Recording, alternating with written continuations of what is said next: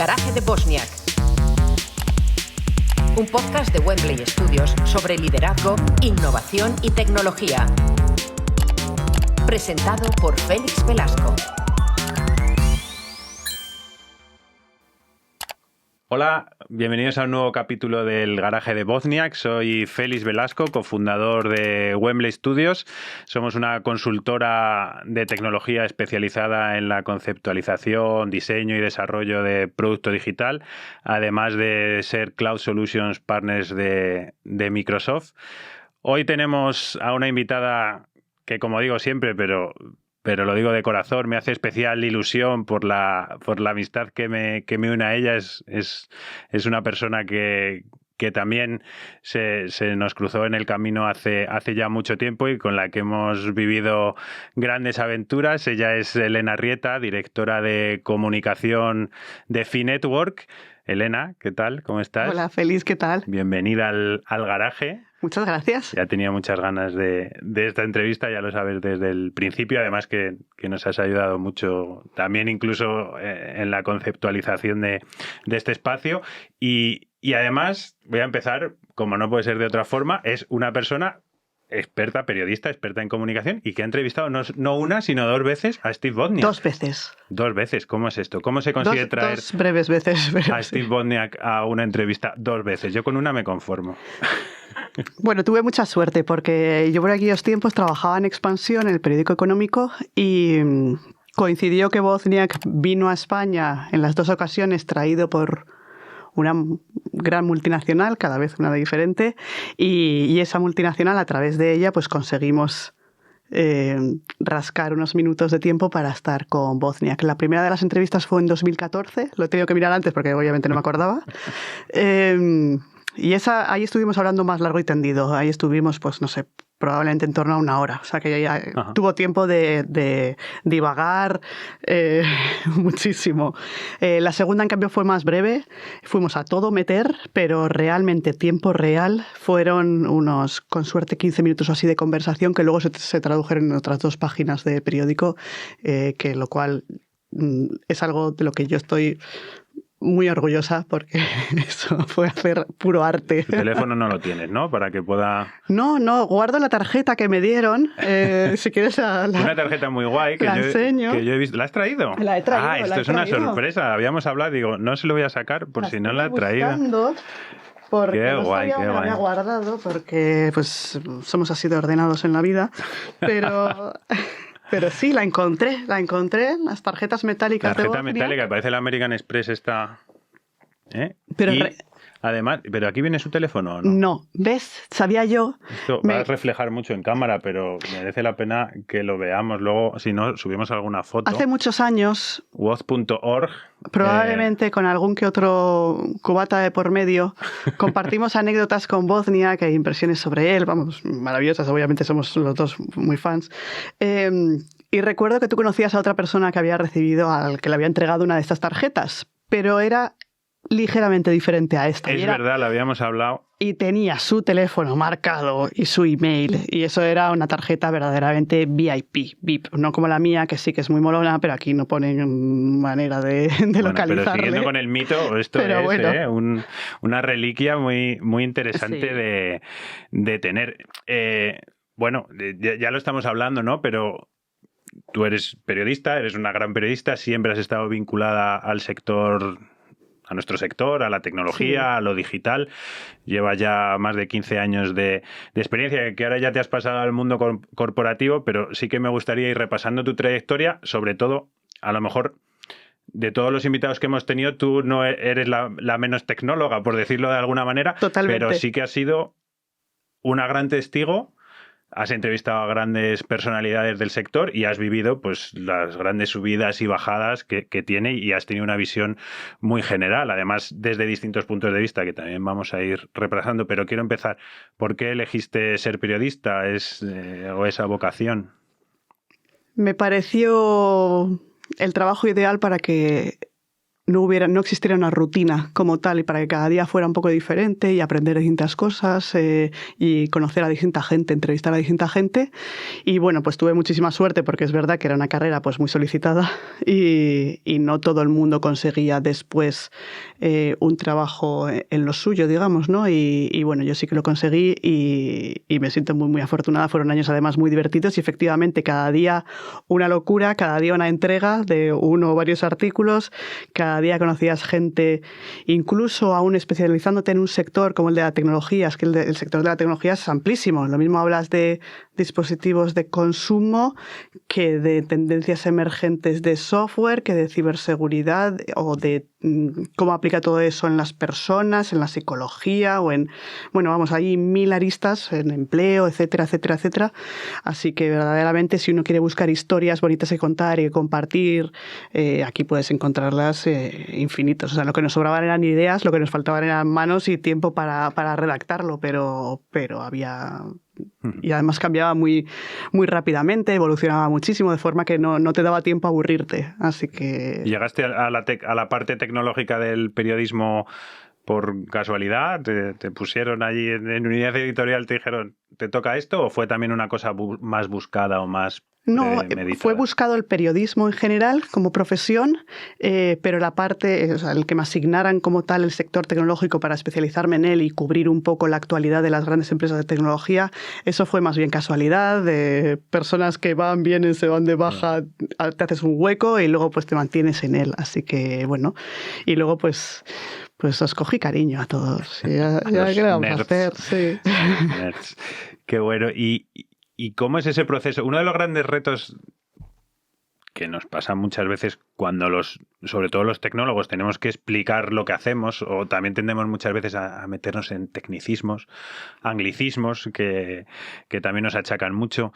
¿Cómo es ese proceso de llevar cosas que muchas veces a lo mejor te enfrentas y que ni tú misma entiendes en un primer momento y tienes que llevárselas pues al gran público, aunque tú siempre has estado en expansión, que es, quieras que no, un medio relativamente especializado y con un perfil de lector concreto, pero cómo se hace ese proceso de traducción, que a mí me parece también que tiene mucho de arte, ¿no?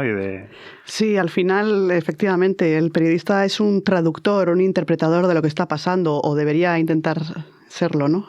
Y nunca protagonista como tal. Pero bueno, lo primero es, por supuesto, entender de qué está hablando. En los temas técnicos, pues requerirá quizá mayor interés o una inquietud personal o lo que sea, pero necesitas saber mínimamente de qué estás hablando y qué implicaciones tiene, ¿no? O sea, realmente un software, no es una nueva aplicación, no es la aplicación en sí, es para qué sirve y qué ventajas te aporta. Bueno, tienes que tratar de entenderlo y también tratar de entenderlo bien desde la perspectiva, desde los ojos de quien te va a leer o quien te va a escuchar o quien te va a ver. O sea, al final se trata de traducirlo. O sea, el gran objetivo de la comunicación es adaptar tu mensaje a tu público. Entonces, tu público puede ser un empresario, puede ser una señora mayor, puede ser un estudiante, puede ser de 1000 distintos tipos. Incluso en los medios de comunicación a veces tienes diferentes target o diferentes tipos de audiencia. Tú lo que tienes que hacer es adaptarlo. Entonces, lo que nos ocurría muchas veces con los emprendedores tecnológicos, particularmente los más pequeñitos, era que nos hablaban mucho de lo que ellos consideraban muy importante y no tanto de lo que, claro, nosotros tenemos que contar historias no para ellos, sino relevantes para nuestros lectores. Entonces, era intentar hacerles ver que no nos hablaran tanto de la nueva funcionalidad o sea, la diferencia con tu competencia no puede estar en algo tan pequeño quizás, sino que tienes que demostrar probablemente al usuario final que le merece la pena cambiar los hábitos que tenía hasta ese momento para empezar a utilizar tu tecnología. Entonces, ¿cómo se lo planteas? O sea, ¿qué clase de idea quieres que tenga de ti, de tu empresa, de tu marca, de tu producto? Y todo eso normalmente son estrategias que ahora lo hago yo desde el otro lado, ¿no?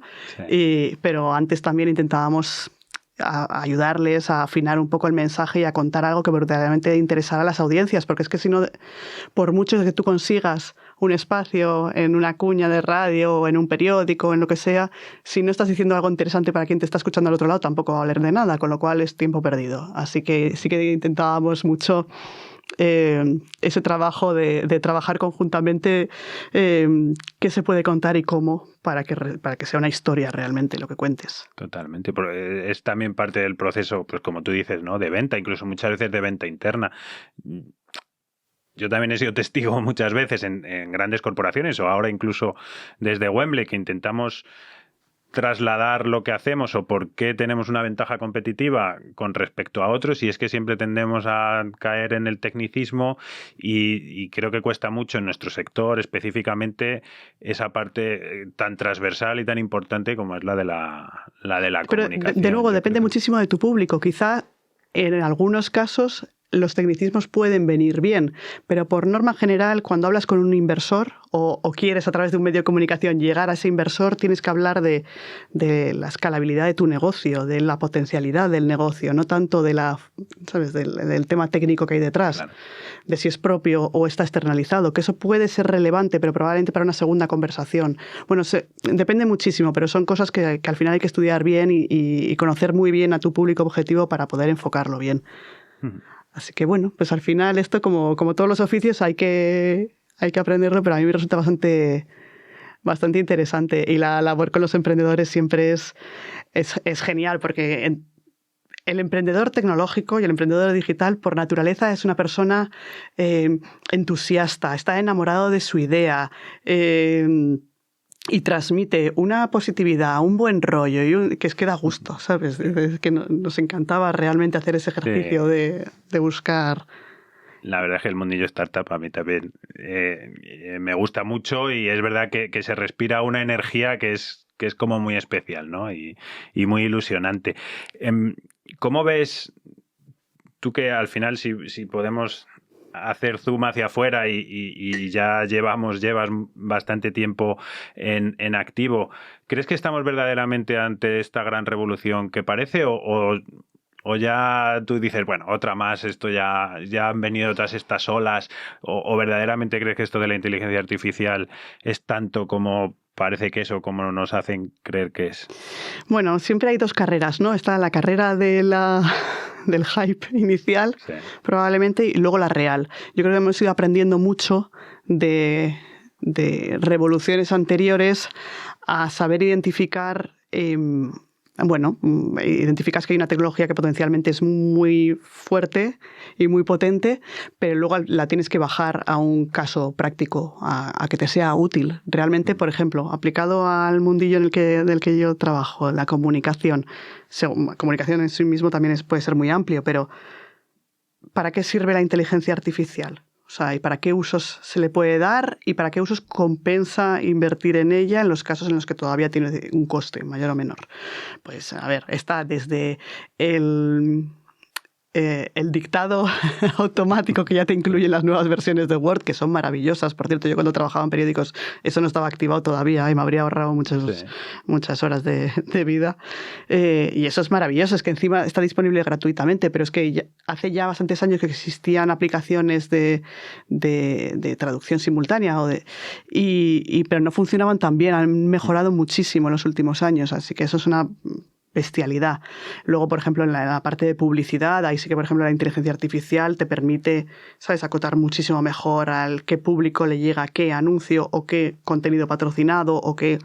Bueno, con esto se puede jugar muchísimo, pero en cualquier caso existen millones de posibles utilidades y muy pocas de ellas realmente se usan en la práctica, en el día a día. Entonces, pues eso.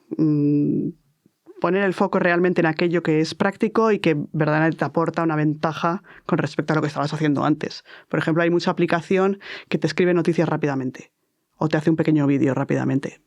No digo que no estén bien, son estupendas, maravillosas, pero para alguien que ha ejercido el trabajo durante X años tampoco te ahorra mucho tiempo. O sea, en escribir una noticia básica de qué ha pasado, dónde, por qué, o sea, siguiendo un poco el esquema básico, un redactor más o menos senior te puede tardar 10, 15 minutos. Claro. La aplicación te lo hace en 5 y tienes que dedicar otros 10 a editarlo, porque no es perfecto, obviamente. Entonces es que al final... Tampoco te estás ahorrando. No. Tengo la sensación de que el periodismo, y a mí el periodismo, o sea, de hecho... yo estuve dudando si estudiar periodismo en su día, y me encanta, estamos haciendo esto también por quitarme esa vena también comunicadora. Pero, joder, lo miras a lo largo de estos últimos años y ha sido como el gran maltratado, a su vez, por la tecnología. Es decir, viene Internet, los medios digitales y se cargan casi todos, se cargan como mínimo el papel, pero, bueno, ha sufrido una disrupción ya en el modelo de negocio, etcétera, etcétera, brutal. Luego viene como un poco la crisis, ya también a raíz de esto, de un poco las fake news, los clickbaits, como que hay una sensación un poco de falta, en mi opinión, y sin ánimo, pero un poco de falta de credibilidad. Y ahora viene esta tercera, para mí, entre comillas, crisis, que parece que estas máquinas pueden escribir. Tú lo entrecomillas, ¿no? Y es verdad que hay que entrecomillarlo, y en casi cualquier sector la mano humana nunca va a poder, de momento, ser, al menos en el corto plazo, sustituida por una máquina. Pero sí que es verdad que parece que venimos a sufrir una tercera crisis en cuanto a contenido hecho por las máquinas, y que a lo mejor no en un medio, pero sí que en una empresa que pueda poner a escribirme el blog. Entonces, ¿qué opinión te merece esto? ¿Cómo estás viviendo tú esta transformación? Bueno, lo iremos viendo. En cuanto a la primera de las disrupciones, que fue pues, sí, el auge de los medios digitales, gratuitos además, también había muchísimo blog. Recuerdo que inicialmente la reacción en los medios de comunicación tradicionales era casi despectiva hacia los blogs. Y yo trataba de decirles, oye, hay blogs chuscos, muy malos, y hay otros muy buenos. Es que hay gente muy buena por ahí fuera. Claro. Hay gente que por amor al arte, pues porque tiene inquietudes o por el motivo o el interés que sea, está haciendo un contenido muy bueno. Es que está haciendo mejor que el nuestro en algunos casos. Claro, el problema es que a la par los medios, claro, ingresaban menos dinero, las condiciones eran cada vez más precarias, había cada vez menos gente en plantilla, con lo cual no terminas de especializarte con esa profundidad en un tema o en un sector o en un campo. Entonces, por supuesto que hay gente muy buena ahí fuera, ¿no? Entonces, por aquellos tiempos hablábamos o intentábamos imaginar cómo sería el periodismo de ahí a 5 años, que ya hemos pasado ese tiempo más que de sobra, y nos lo imaginábamos casi a los medios como proveedores de contenido hecho bien por plantilla interna o externa, pero casi que eso fuera lo de menos, ¿sabes? Más agencia de noticias que medio... Sí, imaginábamos algo así, imaginábamos también que probablemente proliferarían mucho más los kioscos digitales, pero más a medida, es decir, no solamente que tú puedas suscribirte a un medio o a otro, sino que puedas componer el tuyo propio, pues porque a ti te gustan mucho los temas de deportes y de tecnología. Bueno, pues que tú pudieras componerte tus secciones y tu medio a medida y ese tipo de cosas. Luego, finalmente, las cosas nunca son tan sencillas y todo esto ha ido evolucionando más despacio y de otra manera. Ha sobrevivido la prensa escrita, por ejemplo, que mucha gente la daba por muerta. Nos gusta mucho lo de matar cosas en general. Cuando sale algo nuevo, no matamos lo anterior y tal. Y nunca es del todo así. Al final se producen ciertos procesos quizá de consolidación. No hay espacio quizá para tantos medios, tiene que haber menos si quieres mantener la misma calidad. Bueno, la verdad que era difícil. Era difícil. Supongo que el director financiero pues tenía sus traumas. Pero bueno, por suerte para los que nos dedicábamos a ello, no todo estaba tan negro y la profesión sí que se llevó por delante de muchos puestos de trabajo, pero bueno, sobrevivió más o menos. Y ahora mismo, bueno, pues a día de hoy, como te decía, las herramientas de inteligencia artificial no están maduras suficientes como para provocar una disrupción tan grande en, ¿sabes?, sustitución de mano de obra humana, pero ¿quién no te dice que en unos pocos años sí lo esté? No lo sé. Si seguimos un poco la estela o los aprendizajes de las anteriores, que no tiene por qué cumplirse en esta, probablemente nunca llegue a ser tal la disrupción. Siempre haga falta un humano que marque un poco, no sé, que haga un poco de árbitro o de coordinador o de editor bueno, hay 1000 funciones que se pueden hacer por ahí. Y luego, por otro lado, en el momento en que una máquina te hace el contenido, también los buscadores online tienden a penalizar los contenidos duplicados. Entonces, ojo, no sé hasta qué punto va a ser tan original, porque al final se basa en... O sea, la máquina de inteligencia artificial bebe o se alimenta de la información previamente publicada en Internet, ¿no? Entonces, si esas son sus fuentes de aprendizaje, no sé hasta qué punto puede llegar a ser muy creativo el resultado final, con lo cual, bueno, quiero tener un poco de esperanza en que... Es como la misma información remascada que no necesariamente es al final original. Ya te entiendo. Lógicamente el grueso de tu carrera está en el periodismo así entendido, pero si seguimos repasando tu trayectoria, tuviste una incursión en el mundo de la política que también merece el lado oscuro. En el lado oscuro, ¿no? El lado muy oscuro. Pero es verdad que no sé si oscuro, pero como mínimo opaco, ¿no? Y al final el ciudadano de a pie pues puede tener una concepción de la política, tanto local como nacional, muy concreta. Tú estuviste ayudando en la Secretaría de Estado para la Digitalización, y donde entiendo que, claro, pasaba por delante tuyo muchísima información de relevancia o muchísima toma de decisiones, y también ahí fuiste ya no solo testigo, incluso un poco partícipe, obviamente seguramente no en las decisiones, pero bueno, por lo menos a la hora de comunicarlas.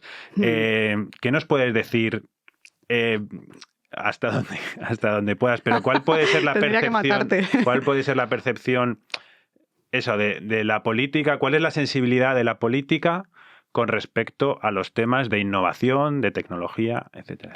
Pues mira, yo me llevé una grata sorpresa en cuanto a la calidad de muchos de los funcionarios técnicos. O sea, hay gente muy bien preparada. En el ámbito de telecos, por ejemplo, hay gente que sabía mucho de lo suyo y muy competentes, y gente además muy disponible. O sea, términos generales, desde luego, yo creo que chapó. Luego es verdad que al final las instituciones públicas son un reflejo un poco de las personas, ¿no? Y todo, o sea, que fluya más o menos rápido, mejor o peor, no solamente depende de la decisión política de arriba, sobre todo en temas en los que quizá todo el mundo está de acuerdo, como que pues, innovar es muy importante.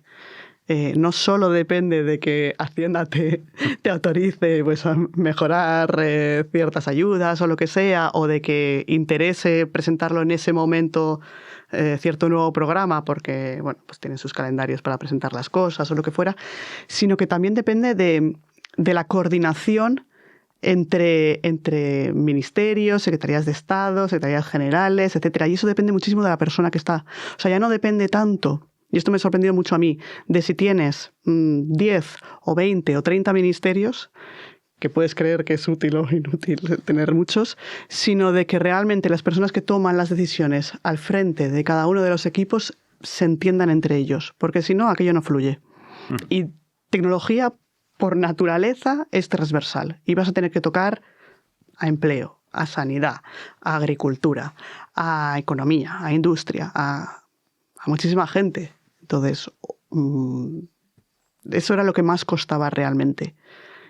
Y eso hacía que bueno, yo que estaba acostumbrada a los cierres de periódicos diarios y soy un poco hiperactiva, pues me subía un poco por las paredes. No podía entender los tiempos. La burocracia. ¿Pero crees que en la agenda política la tecnología tiene el papel que se merece, o en tu opinión debería impulsarse más? No, porque no ha conseguido elevarse a la agenda social. O sea, no es un tema que importe a las personas, o no se ha planteado de un modo en que importe a las personas todavía, ¿no? Hay discusiones muy importantes, por ejemplo, que podrían ser, pues, yo qué sé, la formación en niños o menores del uso, ¿no? El uso responsable de las tecnologías en niños o en colectivos vulnerables, o temas aplicados a la sanidad, de, oye, pues, yo qué sé, que te puedan robar los datos, o yo qué sé, hay millones, ¿no? O las grandísimas ventajas de la telemedicina. Y todo eso son cosas importantes que la ciudadanía, bueno, sí, me parecen importantes y están ahí, pero no, de las cuales no se debate en el día a día, no se discute en el día a día. Y entonces, como no se discute en el día a día, no te juegas muchos votos en ello. Entonces, claro, ¿para qué ponerlo en primera línea, no? La tecnología, por ejemplo, aplicada a empleo, que es algo que le pincha mucho a la gente, se asocia casi inevitablemente a sustitución de puestos de trabajo, cuando no necesariamente es así. Entonces, eso de nuevo es casi un tema espinoso, entonces mejor no entrar. Sí, a mí sí me hubiera gustado, pero porque igual estoy un poco sesgada y al final también muy enamorada del mundillo sí, cada uno tiramos. Pero que dada la importancia que tiene en los negocios, en la vida personal de la gente, en todo, a todos los niveles, en la salud, etcétera, pues que tuviera un papel un poco más relevante en los espacios de discusión. O sea, que tiene que llegar, obviamente, la sociedad primero para que luego los políticos adquieran cada vez más conciencia, inevitablemente. De hecho, el otro día escuchaba también en un podcast al fundador de Globo, que le han atizado por todos lados, porque, claro, decía, es que venía a decir un poco lo mismo, pero desde la parte opuesta. Como los Glovers y los repartidores se están viendo tanto en la sociedad, fue una buena medida para atizarles. Porque claro, Glovers vas viendo por todos sitios, pero a lo mejor hay problemas más acuciantes que no tienen tanta visibilidad precisamente porque la sociedad, o sea, no puedes poner un ejemplo tan claro y tan nítido como el pobre Glover explotado, que fue un poco como se pintó eso. Sin querer entrar en juicios de valor, esto lo exponía él porque evidentemente era el damnificado en ese caso. Es cierto que existen distintos tipos de plataformas digitales, que el modelo que trajo Globo no lo inventó Globo, y que hasta que no alcanzan cierto... Pasa lo mismo con las VTCs también, hasta que no alcanzan cierto tamaño, no es un problema. A partir de cierto tamaño lo plantean como un problema, pero entonces lo popular es realmente casi ir contra el fenómeno. Claro. Y esto me hace hilarlo, siguiendo con tu trayectoria, con esta otra vertiente antes de la actual Enfinetwork, pero dentro de digitales, que no deja de ser una asociación, una agrupación de las grandes tecnológicas para hacer un poco, por decirlo de alguna manera, lobby en cuanto a temas regulatorios, etcétera, etcétera. Entonces tú que venías de un lado, luego te has pasado, no necesariamente al opuesto, pero sí que, pues al final, como todos los lobbies, también es un poco el contrapeso para priorizar o no priorizar ciertas cosas. Y bueno, ¿cómo fue también esa etapa? ¿Cómo fue esa experiencia? También gran parte de los asociados a digitales son empresas multinacionales que tienen presencia en España, pero ¿cómo nos comparamos con la presencia que tienen, por ejemplo, en otros países de Europa? ¿Verdaderamente estamos... ¿Dónde estamos? Estamos muy a la vanguardia, estamos muy rezagados. Se ha querido vender España, por ejemplo, como un sitio de nómadas digitales. No sé si eso ha terminado de cuajar. No sé si el nomadismo en general ha terminado de cuajar, pero ¿cómo está España, quizá comparándolo con Europa en términos de traer talento, de traer empresas, de traer negocios? Pues empiezo por esto último. Yo creo que en los últimos años, por muchos motivos, quiero decir que en parte seguro que el gobierno actual o parte de la composición del gobierno actual ha hecho porque vengan más empresas multinacionales, y en otra parte pues habrá sido decisiones exclusivas de las empresas por otras razones. Pero que yo creo que es indiscutible que hay muchas empresas que han decidido invertir dinero y crear empleo aquí en este país en los últimos años, lo cual es algo fantástico. Yo creo que lo que valoran, sobre todo, es la calidad del talento. Vosotros, como desarrolladores, no tiene absolutamente nada que envidiar, más bien todo lo contrario, a muchos otros países, y encima a un coste muy competitivo. No creo en absoluto que estemos por detrás de otros países en casi nada. Realmente sí que hay, por ejemplo, en cuanto a la implantación o la adopción de ciertas tecnologías, suele haber diferencia a nivel, por ejemplo, empresarial entre empresa grande y pequeña. Evidentemente la grande tiene todo lo más nuevo y la pequeñita, la carnicería de la esquina, pues no siempre tiene un ERP en la nube y un montón de soluciones integradas y tal. Posiblemente no lo necesite, o sí, o solo parcialmente, ¿no? Que quizá necesite dar los primeros pasos y valorar hasta qué punto le puede ayudar la tecnología. Pero quizá están todavía en esa conversación previa. En España es verdad que como es un país con mayor proporción de pymes que otros países, pues quizá por eso se puede entender también el pequeño gap que existe con respecto pues, a otros grandes países europeos más con peor clima en términos generales. Pero no creo que per se tengamos ninguna clase de complejo. Yo creo que de hecho además en los últimos años hemos aprendido a quitarnos mucho el complejo de ser peores o ir por detrás tecnológicamente hablando. Creo que hay muy buen talento. Creo que hay directivos españoles muy alto en muchas de estas grandes multinacionales tecnológicas. El CEO mundial de HP ahora mismo es español. El mega líder top de investigación de IBM es español, y como ellos hay muchísimos más, y valoran mucho de ellos ya no solamente el talento técnico, o sea, las competencias técnicas, sino que además las combinan con unas soft skills que no son tan fáciles de encontrar. O sea, son, por un lado, gente que cumple en plazos y en presupuesto, que sabe, pero además saben llevarse con la gente, ¿no? Y además saben, en caso de problemas, saben improvisar quizá una solución, o sea, no se atascan, o sea, tienen una combinación de competencias que yo creo que es muy valiosa y de la cual yo creo que podemos sacar mucho pecho. Luego, eso en cuanto a comparación con otros países. Hay cosas mejorables a nivel regulatorio, por supuesto, quizá vamos un poco más atrás en algunas cosas. A nivel de ayudas públicas, es verdad que es un país con una riqueza menor que otros países. Claro, depende con quién te compares, ¿no? Pero bueno, si tenemos una presión fiscal inferior que los países del norte, pues evidentemente pues ayudas públicas pues tendrá que haber menos. O sea, todo tiene que ir un poco equilibrado. Pero bueno, y luego me preguntabas también por la etapa en la que estuve sí, efectivamente, es un lobby. Hay varios, y es un lobby, una agrupación de empresas tecnológicas privadas de distintos tamaños y distintos orígenes. Las hay españolas, americanas, chinas, europeas, etcétera. Bueno, pues forman entre todos, se asocian y forman una asociación y delegan en esta asociación pues algunas cosillas.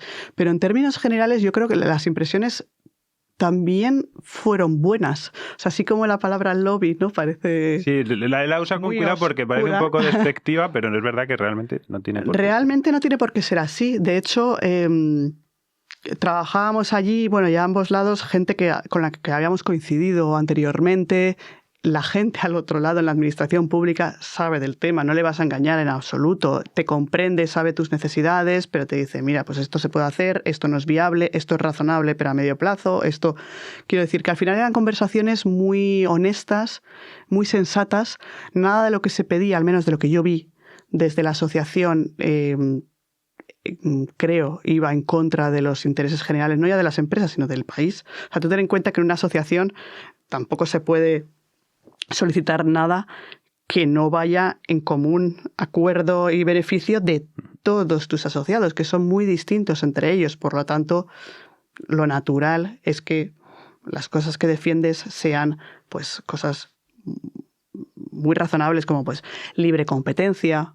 ¿Dónde hay problemas ahí? Bueno, pues vamos a ver qué fórmulas encontramos para intentar resolverlo. Y tú puedes hacer una serie de propuestas, cosas así, cumplimiento eficaz de las leyes que ya existen. Y a veces no se trata de hacer una nueva ley, sino de que la actual pues se cumpla a secas. Entonces trabajábamos en ese tipo de cosas y desde una visión como muy proactiva, con lo cual la verdad que fue una etapa muy bonita y donde pues no da para una película porque en general era todo bastante menos oscuro, mucho más limpio de lo que yo me hubiera imaginado, mucho más. Claro, es que no estamos sacando nada de chicha, ni tenemos a los grandes empresarios tecnológicos malignos que van a dominar el mundo, ni tenemos a los políticos que están en contra de la ciudadanía. Joder, esto es mucho más aburrido de lo que, ya, de lo que cabría esperar. Por su cuenta no lo sé, pero desde luego a través de nosotros no pedían nada que supieran que además les íbamos a... No lo hubiéramos permitido, ¿sabes? O sea que... Por supuesto. Y ya por terminar este viaje, que me está resultando interesantísimo por todos estos palos que has tocado y que al final insisto en la palabra testigo de tantísimas cosas. Muy recientemente, esto es una noticia de primicia de hace muy pocos días, has dado no un último, pero sí, temporalmente un último paso en tu carrera y ahora eres la responsable directora de comunicación de Phi Network. Exacto. Cuéntanos un poco, yo creo que ya todo el mundo, aunque es una empresa muy, muy reciente, quizá no todo el mundo todavía la conoce o conoce los pormenores, pero háblanos un poco. Es una empresa, como decimos, una una empresa de telecomunicaciones, de capital español, Sí. de reciente creación, que está creciendo a unas velocidades desbordantes, que también se está moviendo mucho, hablábamos antes, en temas publicitarios, bueno, pues que es también lo que toca ahora, ¿no? Un poco hacer ruido para darse a conocer. Entonces, esto es muy reciente, igual todavía no ni la capacidad de valorarlo, pero bueno, háblanos un poco de Finetwork, Bueno, ¿cuál es tu rol ahí? un poco lo que también me ha traído a mí de la empresa, porque dices, bueno, pues vamos a volver a cambiar y a ver una cosa diferente. Es una empresa, efectivamente, nació en 2015 en Villena, en Alicante.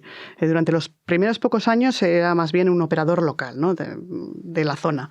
Pero en 2019 llegó a un acuerdo con Vodafone. Entonces, entran y proveen, o sea, subcontratan, digamos, el acceso a la red de Vodafone. Ahora es más amplio que todo eso, pero vamos, desde entonces ya dan servicio a nivel nacional. Y ya se le puedes contratar la fibra en tu casa o el móvil o el pack con la combinación de las dos, lo que sea, a través de ellos, igual que lo puedes hacer pues con otros operadores de más larga trayectoria. Y entonces, pues es una historia curiosa porque realmente existe un modelo de negocio increíble detrás en todos los virtuales, los que acceden a las redes, a las grandes infraestructuras que han construido las grandes marcas que todos conocemos y que luego operativamente para ellos, bueno, pues es muy costoso. Entonces, en realidad las dos partes se benefician de ello, ¿no? Existen muchos de estos operadores que proporcionan el acceso a la red, te dan la cobertura como si fuera una commodity y luego pues sobre eso te aportan algo diferencial, algo diferente. En este caso pues hemos apostado por, bueno, pues queremos darle la mejor experiencia de cliente posible al usuario y en ello estamos. O sea, ya los rankings ya lo sitúan bastante mejor que a la mayor parte de la competencia y demás, pero todavía como trabajando mucho y entonces es muy divertido porque quieres hacer algo en lo que crees, en lo que pues, uno se va a sentir también orgulloso, sí. Decir, hombre, pues mira, estamos creando empleo a punta pala. Pero a punta pala. Yo he entrado este mes, pero es que igual que yo, toda la gente que me rodea lleva pocos meses. Creciendo rapidísimamente, construyendo un servicio muy molón. Una marca muy molona. Para hacer la marca molona, además, pues haciendo campañas muy divertidas, sí. Con embajadores de marca. Tenemos a Fernando Alonso. Luego le doy recuerdos de tu de mi parte, por favor. Y a mucha otra gente. Y la verdad es que da gusto. Mira, otro ejemplo más de cómo hay buen talento español, porque realmente pues, el equipo técnico que hay detrás también es de primerísimo nivel. Es una pasada. Las conversaciones internas para mí son súper enriquecedoras. Yo soy muy de letras, entonces a mí me encanta ir allí y escuchar a ver qué se cuentan entre ellos y como la mayor parte de los compañeros proceden o han trabajado en el sector de telecomunicaciones en otras grandes empresas y Finetwork, bueno, pues ha ido captando al mejor de ellos, o es lo que se procura, y mola mucho. O sea, no solamente el ambiente... La parte técnica sino... doy fe porque hemos tratado con ellos, hemos estado sentados con ellos y el equipo es muy top y hay gente muy, muy potente ahí detrás. Pues me alegro un montón, tal y como suena, sí. Muy, muy bien. Además, oye, yo creo que el gran problema desde el usuario... has tenido un problema, cuéntanoslo, porque verdaderamente, claro, la intención es hacerlo mejor que nadie. Entonces, queremos que, de hecho, nos cuenten proactivamente todos los problemas. Está caído la red, de cosas que... Es que en la atención al cliente hay un gran espacio, desgraciadamente, ya hablo a título sufridor como muchos, sí. De las grandes o clásicas, hay un espacio ahí de mejora que es muy interesante que entréis, sí. Y que pongáis en valor la atención al cliente, porque aquí se está maltratado muchas veces. Desde España, que puede ser más o menos garantía, pero vamos, sí, se presta muchísima atención al rendimiento de cada uno de los... Bueno, se les da una formación interna bastante exhaustiva a cada uno de ellos y ya te digo, ahora mismo hay un plan muy ambicioso para mejorarlo todavía más y estamos, y a ver, y esperemos esperemos que salga bien. Seguro que sí. Si no, pues vendré aquí. Tienes que volver la temporada que viene y nos vas contando cómo avanza la cosa. Vamos a ir terminando. Siempre hacemos una serie de preguntas comunes a todos los invitados. Tú no te vas a librar de ellas, así que voy a empezar a disparar. Es verdad que en este capítulo hemos hablado un poco menos quizá de inteligencia artificial, que es como ahora el hype con todo, pero tú también como madre, cuando te llegue el día que tu hija tenga que ponerse a enfocar su vida profesional, ¿qué consejo le darías con todos estos cambios? Mira, todavía la niña tiene 3 años, entonces, bueno, no le falta tanto, porque ya usa el móvil mejor que yo, pero no sé si voy a saber, con lo que haya evolucionado la inteligencia artificial para entonces, cómo aconsejarle, porque los controles parentales me parecen insuficientes, ¿no? Y hay un libro muy bueno que acaba de publicar Laura, ¿cómo se apellida? Cuesta Cano, que se llama Crecer con pantallas, y lo tengo ahí como tutú. Digo, porque ahí, en general, creo poco en los manuales, pero creo en ella. La conozco y digo, bueno, mira, creo que me voy a dejar. Aparte, ella es madre de 3, creo, hijos, con lo cual, si ha sobrevivido a eso, y ha conseguido que les hagan unos niños majetes y estupendos, yo ya tiene toda mi admiración. Yo creo que al final, a lo mejor, el mejor consejo es déjate llevar, ¿no? Porque yo también veo que la gente que se ha dejado llevar y ha sido un poco valiente tampoco le ha ido mal. Tú eres un ejemplo de ello y conozco muchos otros ejemplos. Así que a lo mejor el mejor consejo es no dar ningún consejo y que, sí.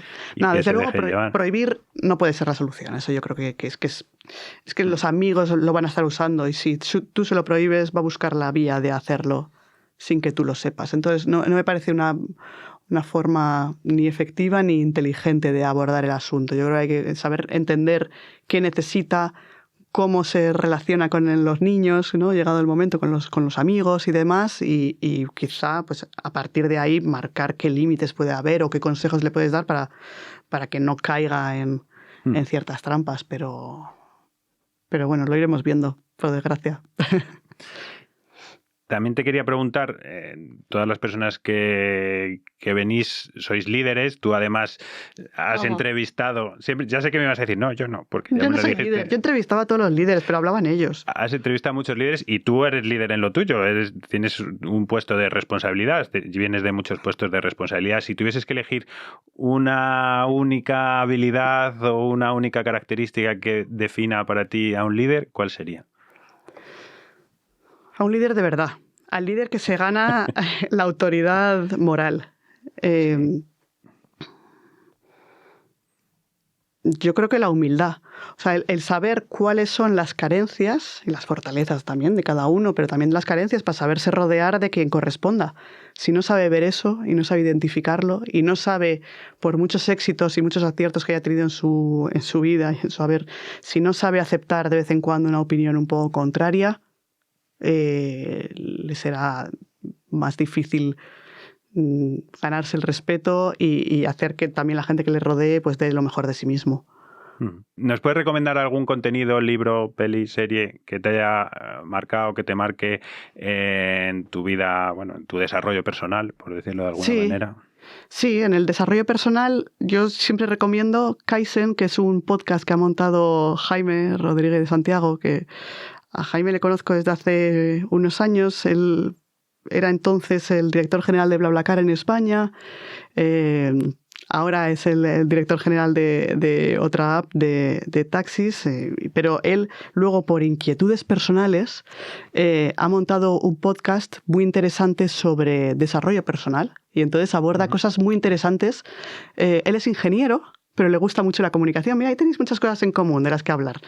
Y entonces pues tiene capítulos en los que desgrana un poco pues, las trampas que te hace tu propio cerebro, a veces, los sesgos cognitivos de cada uno, los trucos para pues que plantean algunos grandes gurús. O sea, él lee muchísimo, entonces luego te lo resume, lo cual es fantástico, de los grandes gurús pues para tener cierta autonomía financiera o para alcanzar el éxito personal o la felicidad o bueno, tiene pues, capítulos muy variados y luego además, con el tiempo, porque ya lleva no sé cuántos capítulos, llevará unos 200 o así, la verdad es que además es que encima es constante y lleva muchísimo trabajo detrás, lo cual admiro particularmente porque no solamente requiere una gran inquietud, sino además un gran esfuerzo mantener semanalmente un podcast que tan trabajado.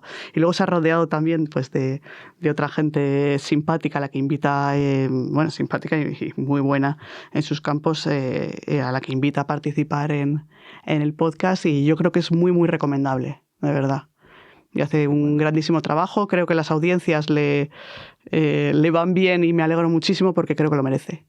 Lo escucharé, no lo tenía en el radar, pero lo escucharé. Y recomiéndanos a un invitado, que quizás es él, pero...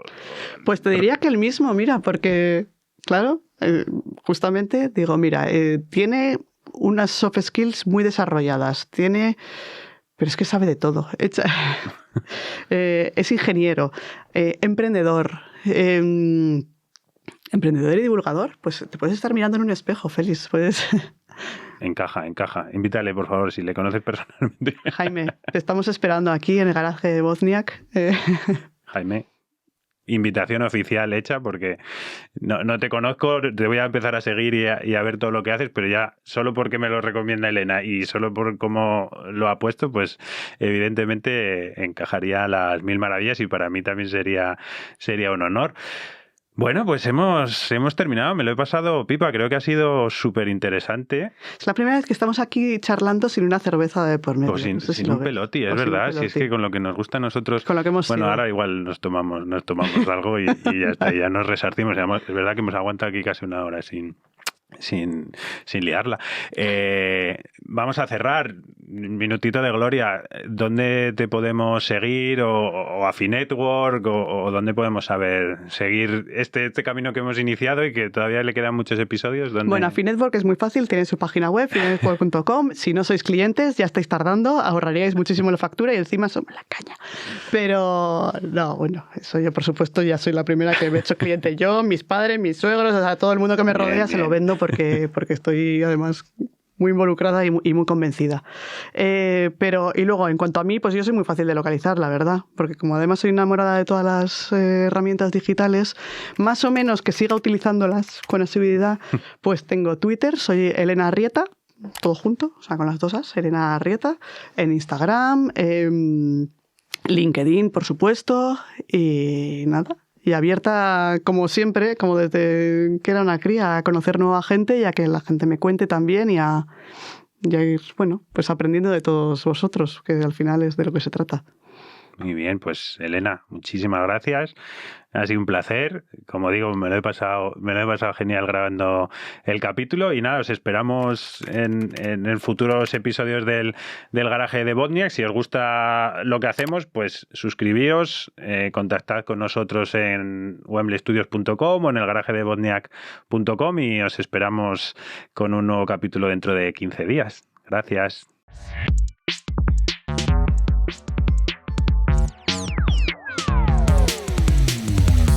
El garaje de Wozniak es un videopodcast de Wembley Studios producido por Ciento Volando y grabado en Cabina 29.